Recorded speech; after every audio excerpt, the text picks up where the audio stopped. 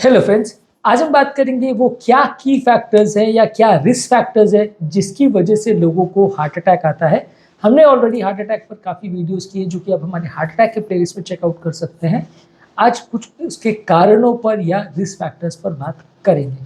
Topic पर जाने से पहले जो लोग हमारे चैनल पर नए हैं उन्हें रिक्वेस्ट करूँगा कि चैनल को सब्सक्राइब करें, वीडियोज़ को लाइक और शेयर करें। यूजली हार्ट अटैक होने के लिए नलियों में कोलेस्ट्रॉल का जमा होना आवश्यक है। जब हृदय की नलियों में कोलेस्ट्रॉल जमा होता है तो धीरे धीरे करके लेयर बाय लेयर कोलेस्ट्रॉल जमता है, जिसकी वजह से नली धीरे धीरे करके पतली होती चली जाती है।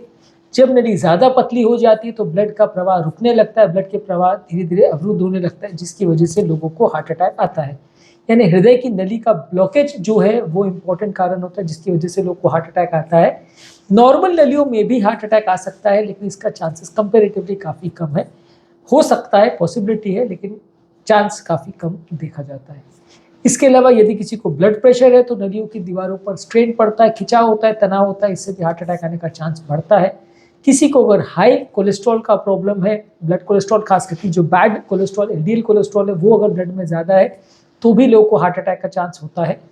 स्मोकिंग जो लोग करते हैं इससे भी हार्ट अटैक का रिस्क बढ़ता है। स्मोकिंग जो है व्यसन है जिसमें बॉडी में कई टॉक्सिन प्रोडक्ट्स खासकर निकोटीन जाता है जो कि आपकी बॉडी की क्लॉटिंग टेंडेंसी या खून थक्का जमाने की टेंडेंसी को बढ़ा देते हैं, जिससे हार्ट अटैक का चांस बढ़ जाता है।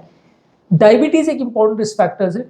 डायबिटीज़ जिनको भी होता है उनको हार्ट अटैक आने का चांस नॉर्मल व्यक्ति से 4-5 गुना ज़्यादा होता है, क्योंकि ऐसे लोगों में इवन नॉर्मल कोलेस्ट्रॉल लेवल्स होने के बावजूद भी लोगों को हार्ट अटैक आता है। ये कोलेस्ट्रॉल बहुत इजीली या बहुत जल्दी नलियों में जमा होने लगता है, जिसकी वजह से हार्ट अटैक का चांस बढ़ जाता है।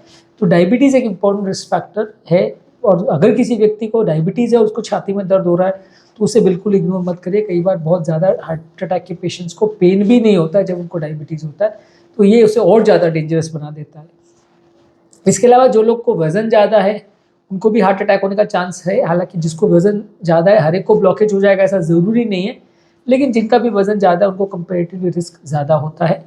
जो लोग एक्सरसाइज नहीं करते, फिजिकल इनएक्टिव है, कुछ भी काम नहीं करना चाहते हैं, वैसे लोगों को भी थोड़ा हार्ट अटैक होने का चांस ज़्यादा रहता है। फिजिकली इनएक्टिव लोग को कंपेरेटिवली ब्लॉकेजेस होने का या हार्ट अटैक होने का चांस ज़्यादा रहता है। इसके अलावा जो लोग अनहेल्दी डाइट खाते हैं या प्रॉपर पौष्टिक खाना नहीं खाते हैं, अनहेल्दी चीज़ें लेते हैं, snack food, oily food, junk food, बाहर का फूड, ये सब ज़्यादा खाते हैं, वैसे लोगों को हार्ट अटैक होने का चांस कंपेरेटिवली ज़्यादा रहता है, क्योंकि ऐसे लोगों को सारे कोलेस्ट्रॉल के पैरामीटर्स भी उनके गड़बड़ होते हैं, उनको बीपी शुगर का कंट्रोल भी उनका गड़बड़ होता है, वजन भी बढ़ने का चांस हो जाता है, तो वैसे लोगों को हार्ट अटैक आने का चांस कई गुना ज़्यादा रहता है।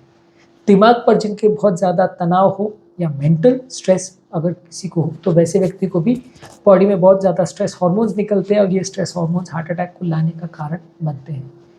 परिवार में अगर किसी को रिस्क फैक्टर है या परिवार में किसी की हिस्ट्री है, किसी के माता पिता भाई बहन में किसी को अगर हार्ट अटैक आया हो तो उसको भी हार्ट अटैक आने का चांस ज़्यादा है। हालांकि ये तब होता है जब किसी के माता पिता में मल्टीपल लोग को हार्ट अटैक आया हो, माता पिता भाई बहन सगे संबंधी में, खासकर फर्स्ट डिग्री रिलेटिव जिनको बोला जाता है। यानी कि ऐसा नहीं कि बहुत दूर के 4-5 जनरेशन दूर वाले किसी रिलेटिव को हार्ट अटैक आया तो उसकी इंपॉर्टेंस नहीं है। फर्स्ट डिग्री रिलेटिव में यानी नज़दीक के संबंधियों में किसी को हार्ट अटैक आया हो और खासकर 45 साल की उम्र से पहले अगर हार्ट अटैक आया हो तो ही उसकी इंपॉर्टेंस है, अदरवाइज उसकी उतनी ज़्यादा इंपॉर्टेंस नहीं मानी जाती है। अगर वैसे आपकी फैमिली में हिस्ट्री है और मल्टीपल लोगों को हिस्ट्री है तो फिर आपको भी रिस्क हो सकता है। इसके अलावा यदि किसी की उम्र बढ़ते जाती है तो जैसे जैसे उम्र बढ़ती है वैसे वैसे हार्ट अटैक आने का चांस बढ़ जाता है। यंग पेशेंट्स को या 15-20 साल में लोगों को हार्ट अटैक आने का चांस कम होता है। 30, 40, 50 जैसे जैसे उम्र बढ़ते चली जाती है हार्ट अटैक का रिस्क भी बढ़ते चला जाता है। इसके अलावा यदि कोई व्यसन करता है, अल्कोहल लेता है, तो इससे भी बॉडी में क्लॉटिंग टेंडेंसी बढ़ती है, हार्ट अटैक का चांस बढ़ता है। कोई इलीगल ड्रग्स अगर यूज़ करता है जैसे कोकीन है, एम्फेटामिन है, ये सारी चीज़ें अगर यूज़ करता है तो ये सारे ड्रग्स भी बॉडी के क्लॉटिंग फैक्टर्स को एक्टिवेट करती है, इससे हार्ट अटैक का चांस बढ़ता है। बहुत लो ब्लड प्रेशर अगर किसी को, तो वैसे लोग को भी हार्ट अटैक का चांस बढ़ता है। अगर लो ब्लड प्रेशर होता है तो भी ब्लड एक तरह से स्टैग्नेट हो जाता है, इकट्ठा हो जाता है, शिथिल हो जाता है, तो वैसे लोग को हार्ट अटैक का चांस बढ़ जाता है। बॉडी में किसी भी तरह का इन्फेक्शन हो या कीटाणु हो तो वो भी बॉडी में सूजन या इन्फ्लेमेशन ट्रिगर करती है, जिसकी वजह से हार्ट अटैक का चांस बढ़ता है।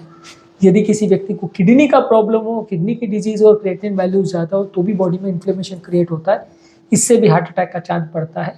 कोई इन्फ्लेमेटरी आर्थराइटिस हो, लूपस एरिथेमेटोसस हो, रूमेटॉइड आर्थराइटिस हो, अलग अलग तरह के जॉइंट के इन्फ्लेमेशन की जो बीमारी है, वैसे लोग को भी कंपैरेटिवली थोड़ा हार्ट अटैक का चांस ज़्यादा होता है, क्योंकि ये भी बॉडी में सूजन ट्रिगर करता है, इन्फ्लेमेशन ट्रिगर करता है, उससे क्लॉट्स बनते हैं और हार्ट अटैक का चांस बढ़ जाता है। तो ये सब बेसिकली रिस्क फैक्टर्स है जिसकी वजह से लोगों को हार्ट अटैक आने का चांस बढ़ता है।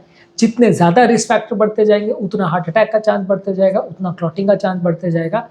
इसलिए ज़्यादा रिस्क फैक्टर होने वाले लोग को दवा भी लेना पड़ता है और कई बार ज़्यादा सतर्क भी रहना पड़ता है। हालांकि हर व्यक्ति जिसको रिस्क फैक्टर है सबको हार्ट का मेडिसिन चालू नहीं करते।